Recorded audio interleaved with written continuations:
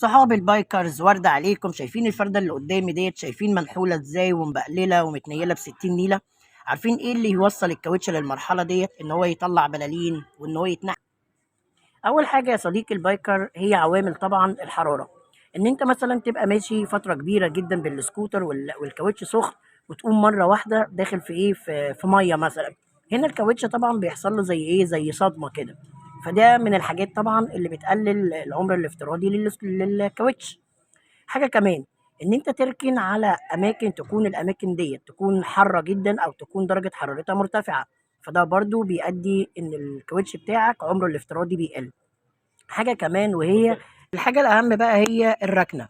إن أنت تركن السكوتر على سنّادة الجنب مثلًا وتخلّي السكوتر محمّل على ناحية واحدة من الكاوتش، يعني على ناحية معيّنة دايمًا بتكون بتركن عليها، فدوّة بيأدّي طبعًا إن إيه بقى، إن الهوا بيتراكم في المسامات أو في الطبقات ما بين الكاوتش في الناحية اللي أنت بتركن عليها، ودوّة بيطلّع طبعًا فقاقيع هوا. إن أنت دايمًا لمّا تيجي تركن تبقى بتحُك في الرصيف أو الفردة بتاعتك مش واقفة مرتاحة، ديّة برضه من الحاجات اللي تقلل عُمر الكاوتش بتاعك. كمان إن أنت تركن في أماكن بقى يكون فيها رطوبة ويكون فيها مَيّة، دي برضه من الحاجات الأساسية اللي طبعًا تبوّظ معاك الكاوتش بتاعك. علشان طبعًا تحافظ بقى على الكاوتش بتاعك، حاول إن أنت دايمًا تمشي في طرق ممهدة، ما تمشيش في نُقَر كتير. اختار الطريق اللي أنت هتمشي فيه، يعني مثلًا أنت داخل على شارع لقيته كُلّه نُقَر، طيب خُد الشارع اللي جنبه، خُد الموازي ليه مثلًا يعني. فديّة من أبسط الحلول اللي تخلّيك إن أنت تحافظ على إيه، على عُمر الكاوتش بتاعك.